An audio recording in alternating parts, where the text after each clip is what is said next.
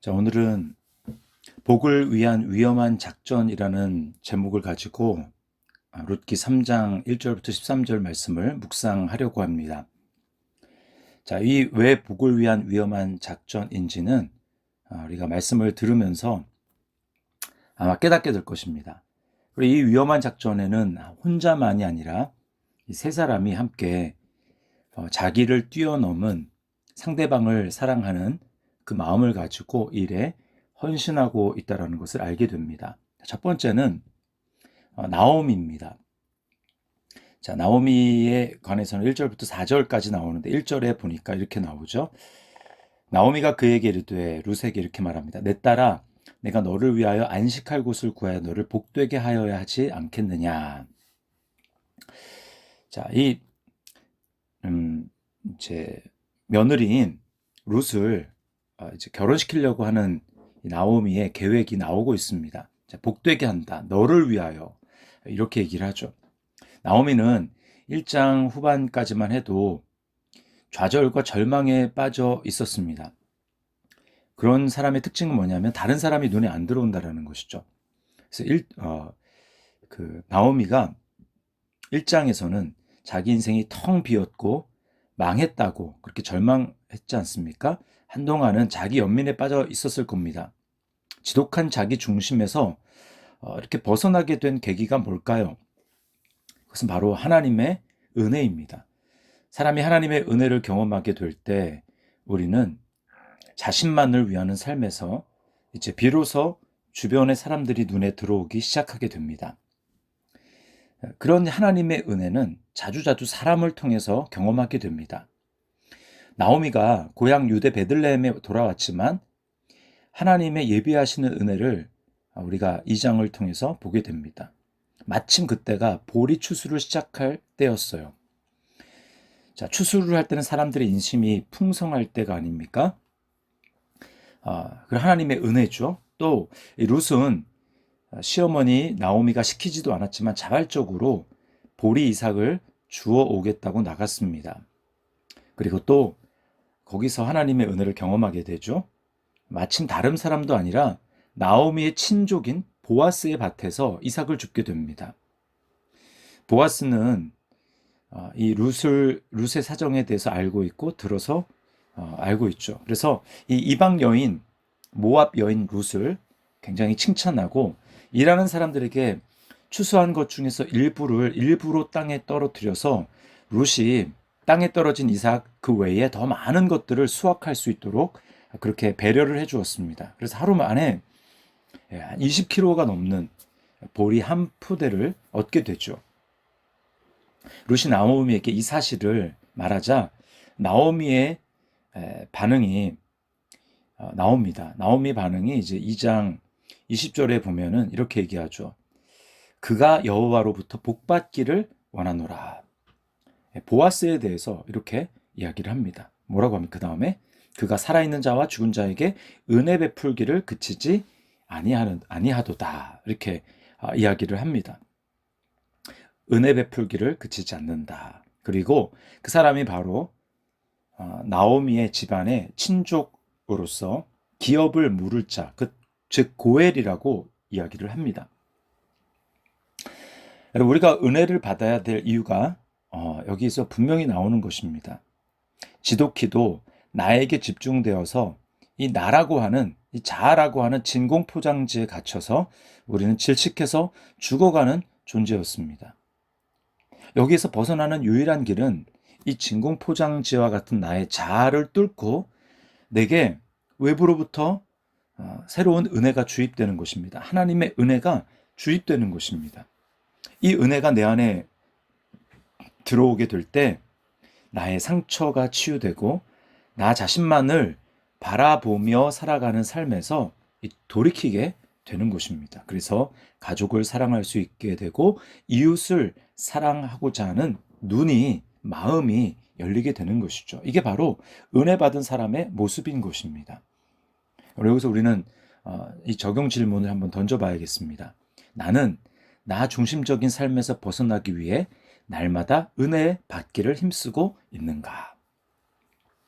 자, 이 두 번째 이 복을 위한 위험한 작전에 참여하고 있는 사람은 룻입니다. 룻. 자, 5절부터 9절이 룻에 대해서 이야기를 하죠. 자, 시어머니가 계획을 이야기하자 룻이 5절에 이렇게 고백합니다. 룻이 시어머니에게 이르되 어머니의 말씀대로 내가 다 행하리이다. 사실 나오미가 룻에게 시킨 일, 그 작전은 매우 어려운 일이었습니다. 그 어려운 이유가 많이 있겠지만 두 가지로 생각해 본다면, 첫 번째는 룻은 과부입니다. 그런데 이제 시어머니가 시킨 일은 다른 남자 옆에 이렇게 나란히 눕는다라는 것이죠. 이것은 만약 보아스가 받아들이지 않거나 또는 보아스가 아니라 다른 사람이 이것을 본다면, 그 현장을 본다면, 들켜버린다면, 그래서 소문을 낸다면 간음죄로 돌에 맞아 죽을 수도 있는 위험한 일입니다. 그리고 두 번째 어려운 일은 룻은 나이가 젊고 보아스는 나이가 아주 많았습니다. 10절에 보면은 보아스가 나오미에게 뭐라고 얘기합니까? 내 딸아, 이렇게 얘기하죠. 그만큼 나이 차이가 많이 난다라는 것입니다. 어느 정도 나는지는 정확하게 알지 못하지만 꽤 난다라는 것을 알고 있죠. 그리고 그 이어지는 10절 뒤에 뭐라고 얘기합니까?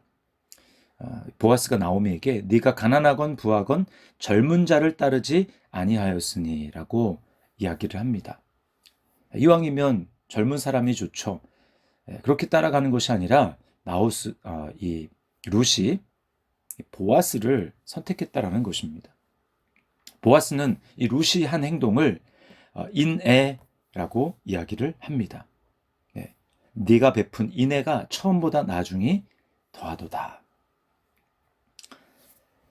여기 인애는 헤세드라는 것입니다. 그리고 이 나오미가 보아스가 자신들에게 베풀어 준 그런 행동, 은혜라고 표현했던 그것 또한 히브리 말로 이 헤세드, 같은 단어입니다. 이 헤세드는 하나님의 언약에 근거한 사랑을 이야기를 할 때 주로 사용됩니다. 그러니까 자기가 하고 싶은 대로, 자기 마음에 내키는 대로 하는 행동이 아니라 언약에 근거해서 하는 행동인 것이죠. 자, 룻은 젊은 혈기와 정욕을 추구하지 않고 이방 여인임에도 이 하나님의 백성의 기업을 이어가는 것을 선택했습니다. 그러니까 죽은 남편, 유다 지파 아닙니까? 후손이 없다면 기업으로 받을 땅을 잃어버리게 되는 것이죠. 근데 룻은 지금 그 하나님의 그 기업, 조상 대대로 내려갈 그 기업에 초점을 맞추고 지금 이런 행동을 하는 것입니다.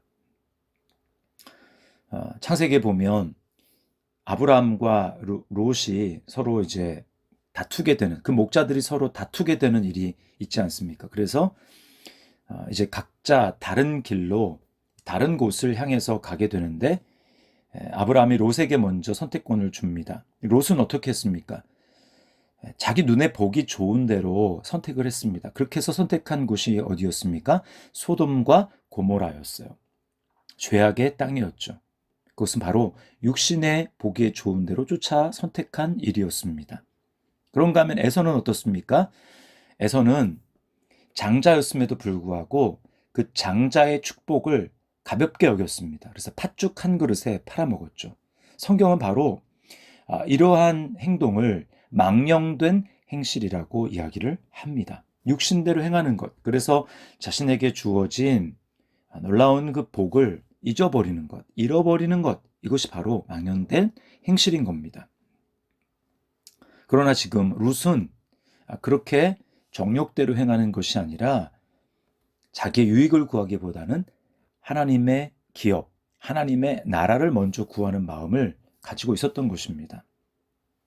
고린도후서 4장 18절 말씀에 이렇게 이야기합니다. 우리가 주목하는 것은 보이는 것이 아니요 보이지 않는 것이니 보이는 것은 잠깐이요 보이지 않는 것은 영원함이라. 아멘. 자, 우리 여기서 룻을 보면서 또 적용하는 질문을 한번 던져 보아야 할 것입니다. 여러분은 눈에 보이는 잠깐의 유익을 추구합니까? 아니면 잠시 고난을 당하더라도 어렵더라도 영원한 하나님의 나라, 영원한 것을 추구합니까? 자, 이 복을 위한 위험한 작전의 세 번째 참여하는, 헌신하는 사람은 보아스입니다. 이 보아스에 대해서는 10절부터 13절까지 이야기를 하고 있습니다. 자, 룻이 이제 시어머니가 한 행동대로 했고, 거기에 대해서 보아스가 이렇게 이야기를 합니다. 자, 11절 말씀해 보면, 내 말대로 내가 다 행하리라. 이렇게 얘기합니다. 내가 내 말대로 내게 다 행하리라. 그리고 13절에는 뭐라고 얘기합니까? 내가 기업 물을 자의 책임을 내게 이행하리라. 우리는 언뜻 생각하면 이 보아스가 부자니까 젊은 여자를 얻는 것, 좋아서 그런 것 아니냐, 그렇게 생각할 수 있는데 그것은 오산입니다. 여러분, 자신의 기업 물은다라는 것은 자신의 이름이 아니라 룻의 죽은 남편의 이름으로 그 기업이 후손들에게 물려지도록 하는 것입니다. 게다가 룻은 누굽니까? 과부에다가 이방 여인이에요. 가장 가까운 친족은 이 사실을 알았기 때문에 보아스와 다르게 자신은 기업을 물을 수 없겠다라고 사장에서 이야기를 합니다. 고엘의 책임, 기업 물을 자의 책임을 포기한 것이죠.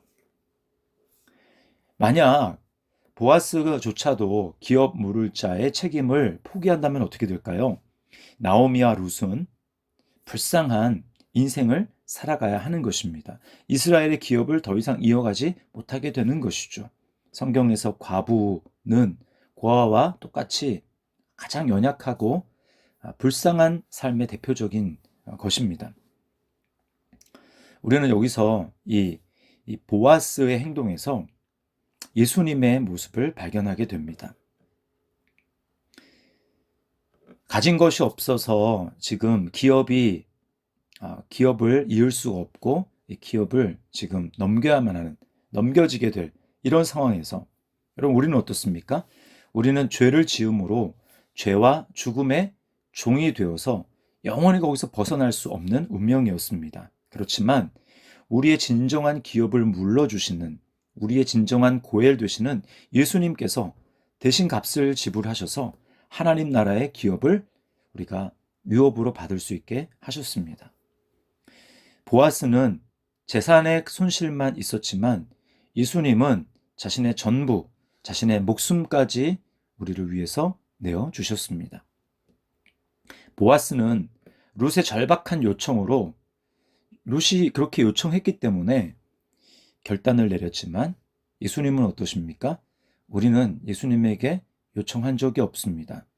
우리는 그럴 필요도 몰랐고 뻔뻔하게 반역을 했습니다. 그런 우리를 위해서도 예수님은 자신의 전부를 내어주셨습니다. 이것이 엄청난 은혜죠. 어떠한 것보다 이거 훨씬 더 큰 은혜입니다. 여러분, 우리가 그런 은혜와 사랑을 안다면, 그런 은혜와 사랑을 받은 자라는 것을 믿는다면 우리가 어떻게 살아야 할까요? 지금 이 3명의 사람들이 복을 위한 위험한 작전에 다 어려움을 무릅쓰고 희생을 무릅쓰고 이 일을 하는 것입니다. 자신을 위해서 하는 것이 아니라 다른 사람의 복을 위해서 이 일을 하는 것이죠. 그러므로 우리 또한 더 이상 나 자신만을 위해서 사는, 나를 위해서 사는 것이 아니라 다른 사람의 유익을 위해서 섬기는 삶, 주님의 몸을 위해 섬기는 삶을 살아야 할 것입니다.